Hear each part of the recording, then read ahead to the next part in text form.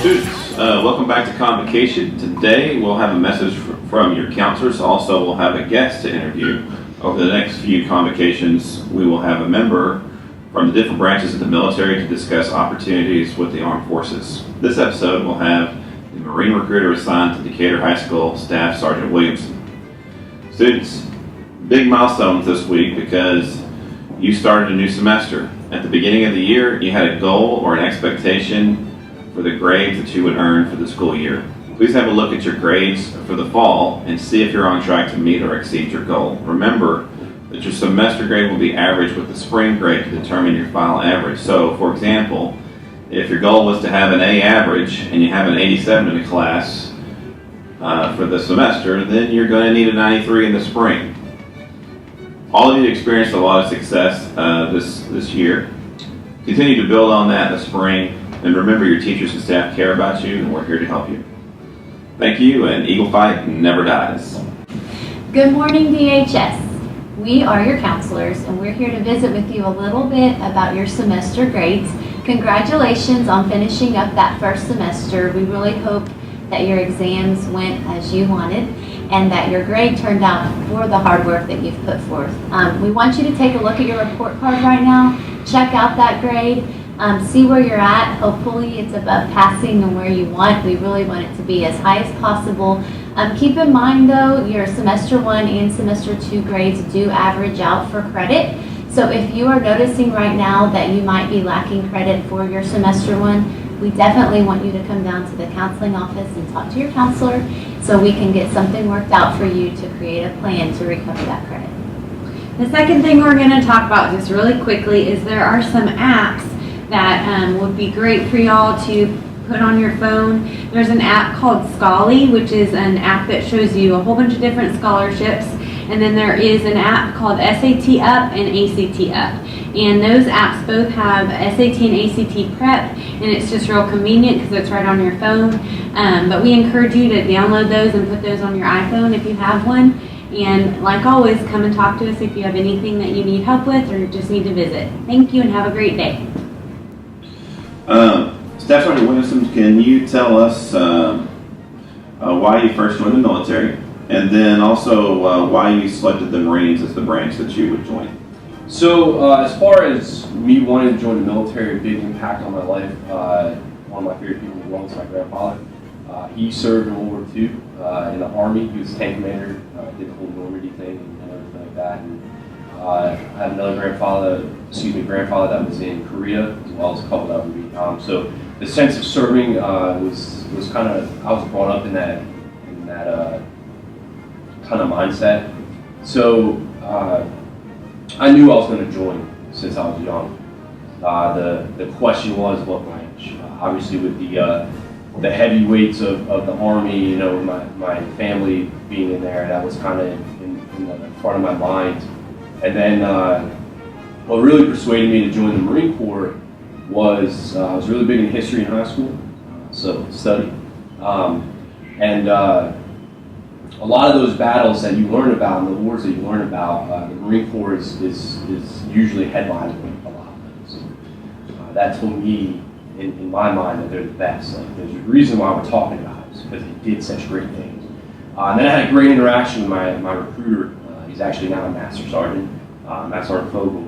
I'll always remember him to this day because he had a great interaction with my freshman year. Started going to workouts every Thursday at 6, which same for me, Thursday at 6 in my office if you want to come work out. He was always there for me, answering the questions I had, having trouble at home when I was in high school. He was always, a phone call away. So that brotherhood, which is what I think we do the best, is what really attracted me to the Marine Corps, and that's why. So how long have you been in the Marines? So I've been in for just about 13 and a half years. I joined about 10 days after high school. I went to boot camp because I just wanted to get out of there as fast as I could, and been doing it ever since. So in that time, what are the two things that you're the most proud of that you accomplished?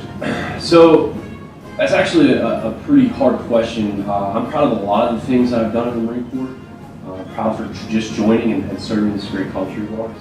I think the very first thing I was proud of was earning my first Eagle Globe Anchor. So you go through 13 weeks of boot camp, and we got the longest boot camp. You get to about week 11, week 12, and that's when you do what's called a crucible, which is a 54-hour event, and you're not getting a lot of sleep and everything like that. And one of the proudest moments that you'll ever have as an individual, at least in my perspective, is walking across that parade deck when you get done with that crucible and you're dirty, you're tired, you're crying a little bit because your feet hurt or your back hurts, whatever the case may be, and you hold out your hand, and your drill instructor, who's been kind of a jerk to you since day one, actually stands in front of you, and for almost the first time he talks to you like a normal human being.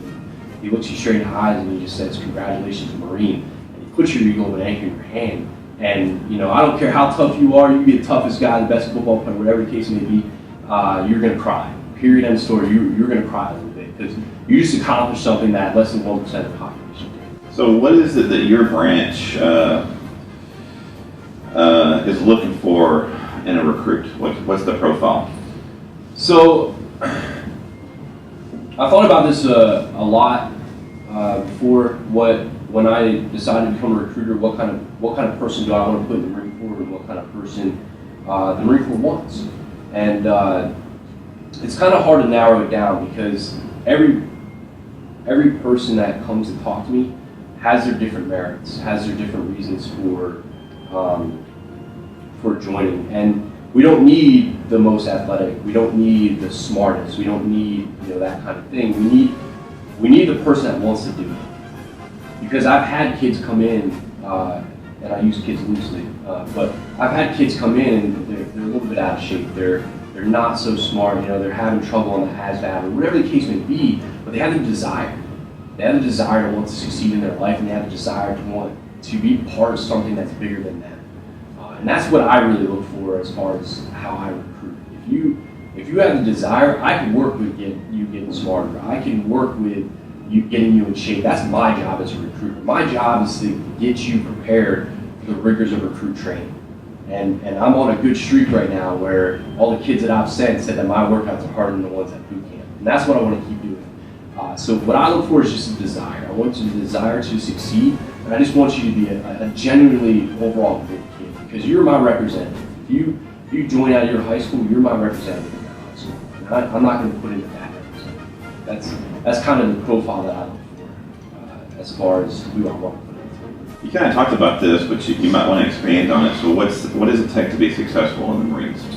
So the biggest thing to be successful is exactly what I kind of just hit on right now, as you said, is the desire to succeed. In anything that you do in life, whether it be the Marine Corps or college or your work or whatever the case may be, you have to be the one that sets yourself apart from everybody else. And it doesn't change for the Marine Corps. If you want to be successful in the Marine Corps, you want to get promoted, you want to, awards, the whole 9 yards, you have to drive yourself to be that, just like you do in school to get on the honor roll, or in sports to get your varsity letter, or get those extra hits or catch those extra balls, and practice, and you continue to do those things. So to be successful in the Marine Corps, you have to continue to do that. You have to continue to drive yourself. You have to continue to want to stay successful. You have to stay hungry. And one of the things I always say to kids is they come in, they're like, I want to do it, I want to do it, I want to do it. And I'm like, it's awesome, man. Like, I'm excited for you, but don't talk about it, be about it. And that's what you got to do. You got to be about it. You can talk all day, and I know, I hear it all the time. I was going to join the Marine Corps. I want to join the Marine Corps. I want to join the Army. Whatever the case may be, you're talking about it.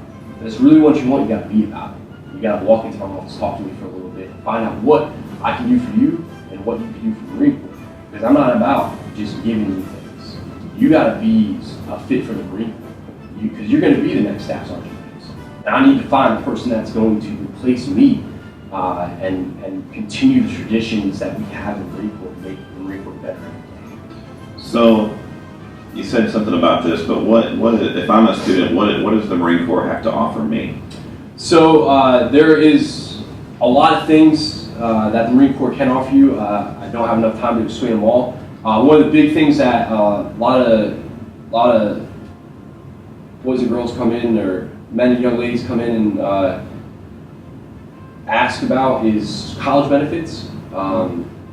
We have various amount of college benefits that range from a reserve GI Bill that'll give you about $4,400 a year to work towards college, as well as whatever your paycheck is for the Marine Corps, which is going to be about another $4,000. Then you have on the active duty side, you have stuff like the 9/11 GI Bill that'll pay for 100% of your tuition assistance, which will give you $4,500 a year. And then you have the Hazelwood Act, which Texas gives you after 181 days of active service. You get 150 credit.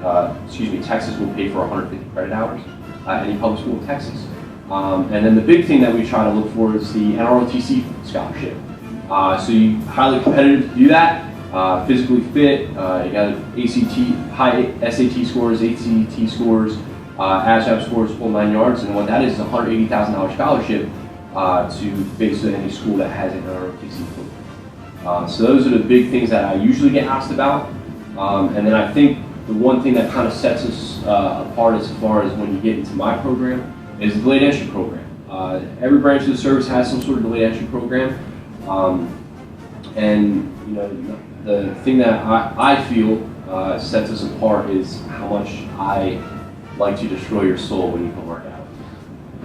I want you to sweat. I want you to cry a little bit. And it sounds mean, I know. Don't get scared. You still come and hang out. But that's going to ultimately make you better. Just like I talked about succeeding and wanting and being hungry and being about it.